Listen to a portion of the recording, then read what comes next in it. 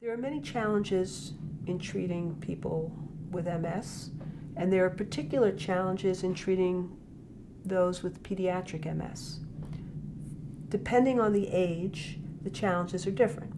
So in younger children, there's a tendency to do what your parents say before entering the sort of rebellious phase. But there's a lot of tears and anger and having to get stuck with a needle for blood tests that are necessary to take proper precautions in monitoring therapy. Some children have trouble swallowing pills, and some of the MS therapies are oral medications.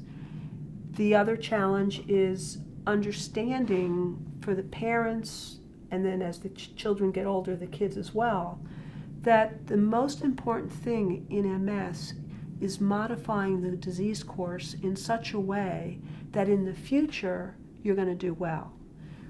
These treatments don't make you feel stronger or better right now, the disease-modifying therapy treatments, but they alter the course of the disease. So when people have MS as adults, for example, with a relapsing remitting beginning, and they never get treated for it, after 5, 10, 15 years, they can develop a progressive phase. That can happen to kids too, not during their pediatric years, but as they reach adulthood and later on. So you want to avoid a progressive neurologic situation where you will have trouble walking, trouble seeing, trouble using your hands. Just understanding that this is treatment that is for preserving what you've got is a lesson that sometimes can be challenging for parents and children. For teenagers who want to be like everyone else, it's very difficult to have to take a medication every day or medication twice a day, or which is a pill, or to have to go to an infusion center and get an IV intravenous medication either every 4 weeks or every 6 weeks, or a different medication less frequently. These are serious medicines. They have serious side effects, but they're also very effective and very important to control the disease. Relapses for anyone are frightening.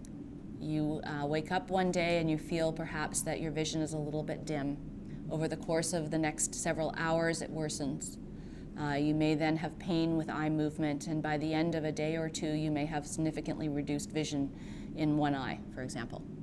That experience for anyone, let alone a child, is of course something we would want to prevent.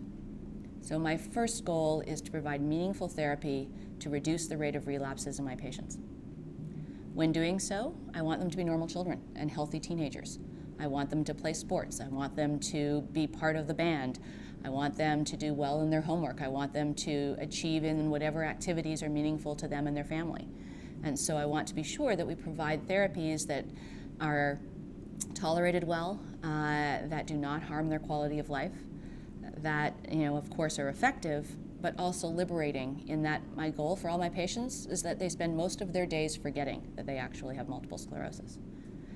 It's important that we advocate for our patients. We have to work with the school. If the child has any cognitive impairment, we need to make sure that their education is optimized to improve their learning. Any chronic disease has an impact on how we feel. And so emotional anxiety and depression can happen to anyone, but about a third of teenagers with multiple sclerosis endorse either anxiety or depression or both. And finally, multiple sclerosis occurs in a family.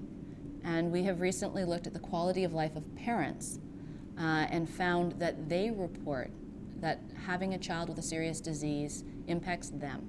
It impacts how they feel, it impacts their health, and it impacts their emotional health. And we are now about to embark on a more formal study of how having a brother or a sister with multiple sclerosis affects other children in the family. So I think the take-home message is, in addition to maximizing a medication, we also invoke a team approach to provide support, counseling, advocacy, and really put together a program for each family that addresses the varied needs of everyone in that family.